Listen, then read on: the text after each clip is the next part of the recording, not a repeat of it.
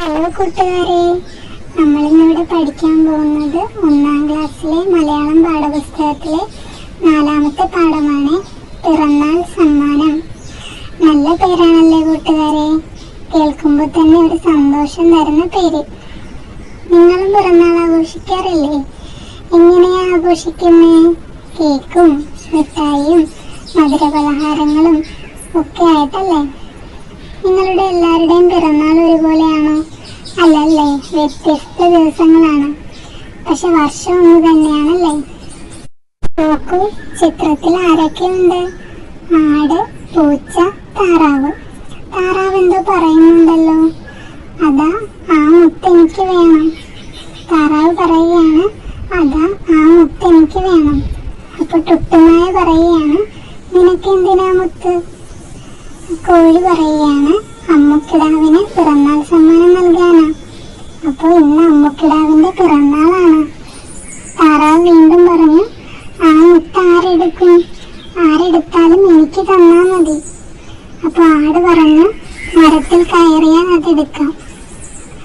അപ്പൊ നായ പറഞ്ഞു, എനിക്ക് മരം കയറാൻ അറിയില്ല. കോഴി പറഞ്ഞു, ഞാൻ പറന്നു കുത്തിയെടുത്താലോ?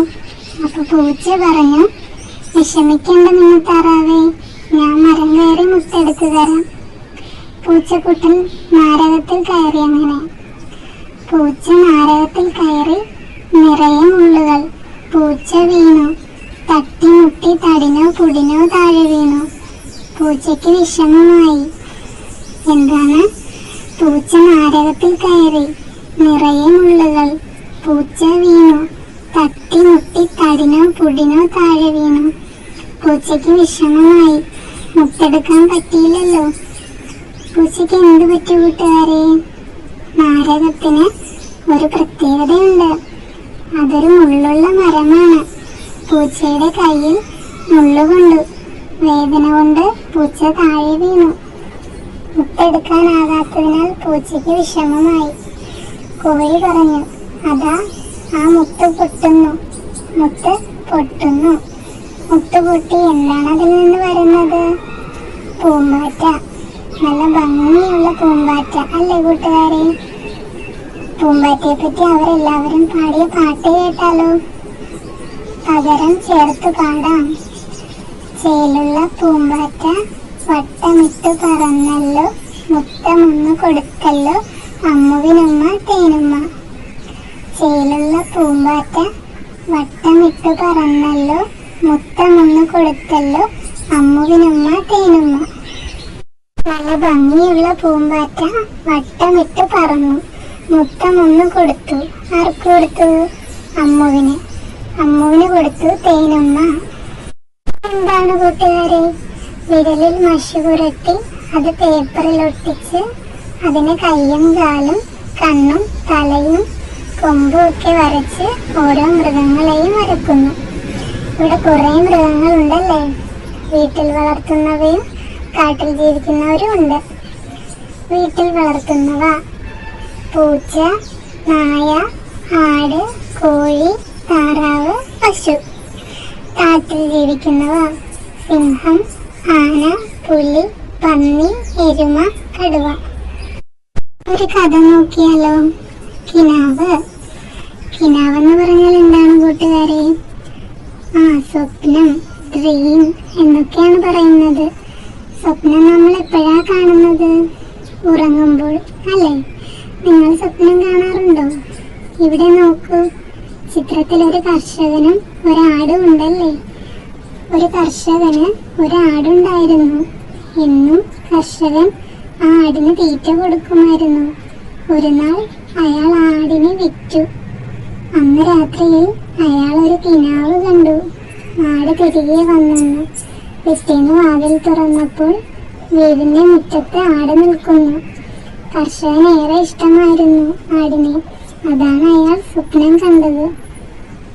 അയാൾക്ക് ഏറെ ഇഷ്ടമായിരുന്നു ആ ആടിനെ. അതാണ് സ്വപ്നം രാത്രിയിൽ കണ്ടത്. പിറ്റേന്ന് വാതിൽ തുറന്നപ്പോൾ അതാ മുറ്റത്ത് നിൽക്കുന്നു ആട്. കർഷകന് സന്തോഷമായി.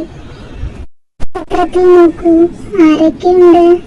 പശു, കോഴി, പൂച്ച, പട്ടി, മുയൽ, താറാവ് കിളിയുമുണ്ട്. ഓരോരുത്തർക്കും അനുയോജ്യമായ നിറം കൊടുക്കണേ. ഒരു കുട്ടി മുട്ട തിന്നുന്നു. മുട്ട തരുന്നതാരാ? കോഴി, താറാവ് അല്ലേ? പിന്നെ ഒരു കുട്ടിയോ പാല് കുടിക്കുന്നു. പാല് തരുന്നതാരാ? പശു. പിന്നെ ഒരു കുട്ടിയോ മുമ്പിൽ എന്തായിരിക്കുന്നേ? ഇറച്ചി. ഇറച്ചി തരുന്നതാരാ? കോഴി, താറാവ് അല്ലേ? ഒരു കുട്ടി മുയലുമായി കളിക്കുന്നു. മുയലിനോട് എന്താണ് പറയുന്നത്? എന്തൊരു ഭംഗിയാണ്. മുയലിനോട് എന്താണ് പറയുന്നത്? എന്തൊരു ഭംഗിയാണ്. അതവിടെ എഴുതി ചേർക്കണേ. അതൊരു കഥയാണ്. കാർത്തിയുടെയും ചൊക്കന്റെയും കഥ. കായ് തേടി അവർ നടന്നു. കാട്ടിലൂടെ നടന്നു. ചൊക്കൻ മുന്നിൽ, കാർത്തി പിന്നിൽ. ചൊക്കൻ നിന്നു ചെവി കൂർപ്പിച്ചു. അതാ ഒരു കടുവ. കായ് തേടി അവർ നടന്നു. കാട്ടിലൂടെ നടന്നു. ചൊക്കൻ മുന്നിൽ, കാർത്തി പിന്നിൽ. ചൊക്കൻ നിന്നു ചെവി കൂർപ്പിച്ചു. അതാ ഒരു കടുവ. ചൊക്കനും കാർത്തിയും എന്തിനാണ് കാട്ടിലേക്ക് നടന്നത്? കായ് തേടി പോയതാണല്ലേ. ചൊക്കൻ മുന്നിലും കാർത്തി പിറകിലും നടന്നു. ചൊക്കൻ നിന്നു ചെവി കൂർപ്പിച്ചു. അതാ ഒരു കടുവ. എന്ന് ചൊക്കൻ വന്നു. ചൊക്കൻ വിളിച്ചു. കാർത്തി പിന്നാലെ പോയി. അതാ മരച്ചുവട്ടിൽ കുട്ടുറുവൻ കിളി. കാർത്തി കിളിയെ എടുത്തു. വെള്ളം കൊടുത്തു. കിളി പറന്നുപോയി. ചൊക്കൻ വാലാട്ടി. ചൊക്കൻ ആള് കൊള്ളാമല്ലോ. തേനീച്ച പറയുകയാണ്. നായ്ക്കൊരു പ്രത്യേകതയുണ്ട് കൂട്ടുകാരെ. എന്താണ്? എത്ര ദൂരെ ആയാലും മണം പിടിക്കാനുള്ള കഴിവുണ്ട്.